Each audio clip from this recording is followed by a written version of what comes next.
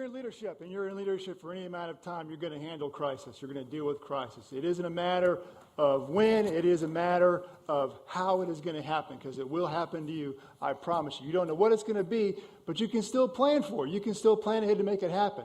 Crisis can happen at any time. I was on a quiet Saturday evening flight going from Denver to Kansas City, reading a great book, when all of a sudden, crisis happened. Now, we were enjoying the usual amenities of flying and how it always goes, and our feet up and enjoying a great meal, when word began to pass through the cabin that one of the engines on the plane was out. A plane designed to run with 2 engines was suddenly flying with only one. And it was the actions of the crew and the captain who kept this crisis from becoming a full-blown 70s disaster movie. And so what I want to do with you tonight is share 5 lessons that I gleaned from watching this crew in action. Lesson number 1, tell the truth. The pilot came on the radio and said, hey, we have an engine out on this plane. We want you to know about it. This is how it's going down. And he was very frank, very forthright about what was going to happen. Now, one of the things I noticed is that he was perfectly calm, and the crew was perfectly calm as this was going on. They were a non-anxious presence. If they felt any anxiety at all, we did not feel it, and because they were calm, we were calm. The captain was also a pro. He showed his training. He showed that he was a master of this plane, that he was put in charge of to fly.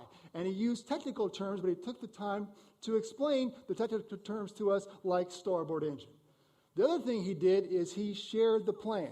He didn't know the whole plan necessarily, what was going to happen. He couldn't guarantee what was all going to work out, but he shared with us the plan that he knew. And that created for us buy-in. It especially created buy-in when he said, here is how you get into a crash position on the plane.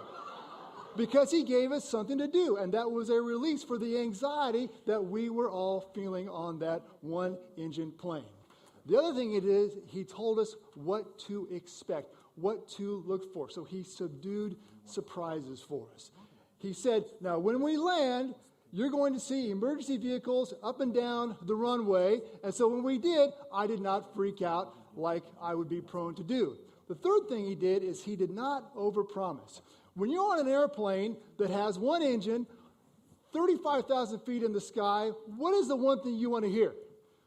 We're not going to crash. He didn't promise that. Instead, he said, follow the process, and he established his credibility as a leader for us. I could not trust the situation, but I believe that I could trust him because he seemed like an authoritative figure. When we go through situations like this, we focus on the results. Don't focus on the results. Focus on the process, because you can't guarantee the results. The plane could get struck by lightning.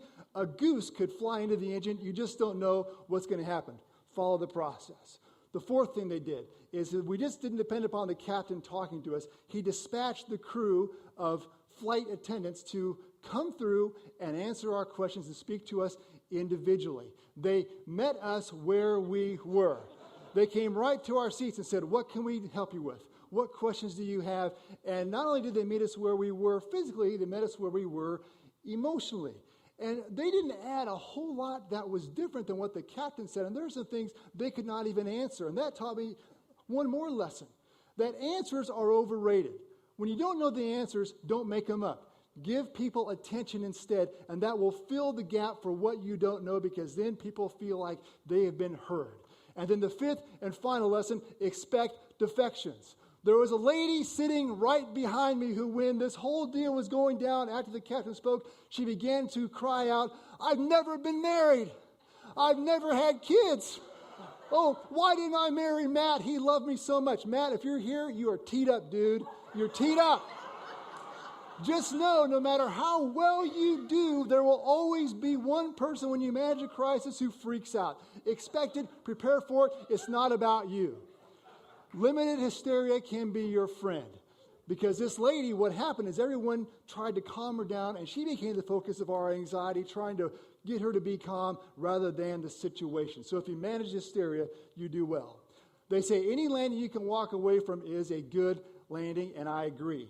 But we should aim higher for crisis. When you manage crisis well, you can galvanize your people, you can reform your organization, and you'll have a great story to tell.